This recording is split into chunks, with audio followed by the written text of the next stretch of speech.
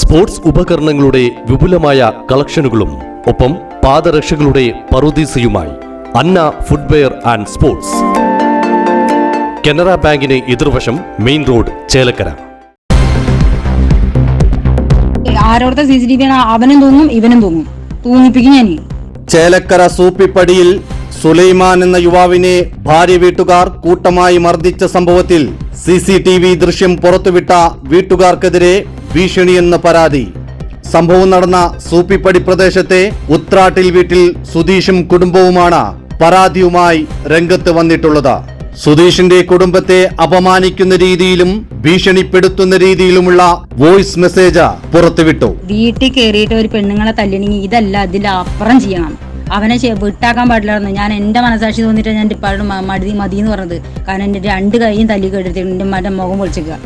ഒന്ന് ആലോചിക്കുക, ചിറ്റിക വെച്ചടിച്ചിട്ട് എന്റെ ഉമ്മാന്റെ ഇത് തല പൊളിച്ചേക്കണത്. അത് എന്റെ വീട്ടിലെ സാധനം എടുത്തിട്ട് എന്റെ വീട്ടിൽ കയറി എന്നിട്ട് ഈ നിലയ്ക്കുള്ള അംഗം ചെയ്തേക്കണ്. എന്നിട്ട് ഇവനൊരു CCTV ദൃശ്യം കൊണ്ട് വന്നിട്ട് വലിയ സംഭവമാക്കിയിട്ടിട്ട് അവനോട് ആ ഫേസ്ബുക്കിൽ നിന്ന് റിമൂവ് ആക്കാൻ പറഞ്ഞു.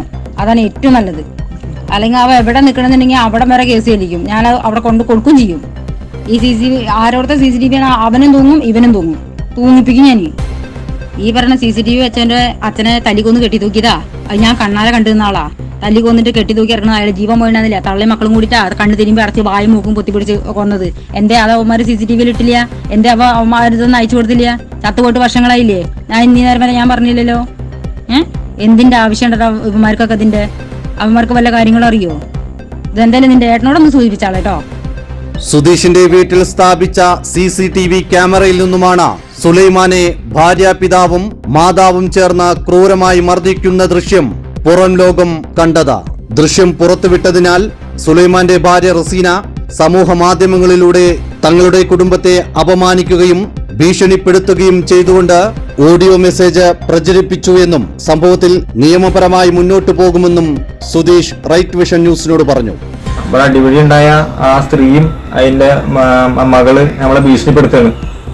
അതായത് വാട്സപ്പ് ഗ്രൂപ്പുകളിലൊക്കെ പറഞ്ഞ് നമ്മളെ അച്ഛനെ പറ്റിയും നമ്മളെ കുടുംബത്തെ പറ്റി എന്റെ ഭാര്യനും കുട്ടീനും അടക്കം പറ്റി ഭീഷണിപ്പെടുത്തുകയാണ്. വീട്ടിൽ നടന്ന സംഭവങ്ങൾ മുഴുവനും തെളിവുണ്ടാക്കണമെന്ന്, അത് ഞങ്ങൾക്ക് ഉണ്ടാക്കേണ്ട ആവശ്യങ്ങളില്ല. ഞങ്ങൾക്ക് ഞങ്ങളുടെ വീട്ടിലത്തെ സുരക്ഷയ്ക്ക് വേണ്ടിയിട്ടാണ് ഞങ്ങൾ CCTV വെച്ചറിഞ്ഞ് അത് തെളിയിക്കേണ്ട പോലീസിന്റെ കടമയാണ്. ബാക്കിയുള്ള കാര്യങ്ങളൊന്നും ഞങ്ങൾക്ക് അവളെ വീട്ടിലെന്ത് നടന്നതെന്ന് നമുക്കറിയില്ല.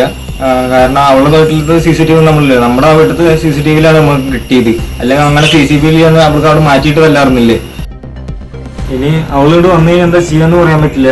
അവർക്ക് ഇനി ഒന്നും നോക്കാനില്ല. അതുകൊണ്ട് അവർ എന്തെങ്കിലും ചെയ്യും. അതുകൊണ്ട് ഞങ്ങൾ സ്റ്റേഷനിൽ ഒരു പരാതി കൊടുക്കാൻ വേണ്ടി പോകുകയാണ്.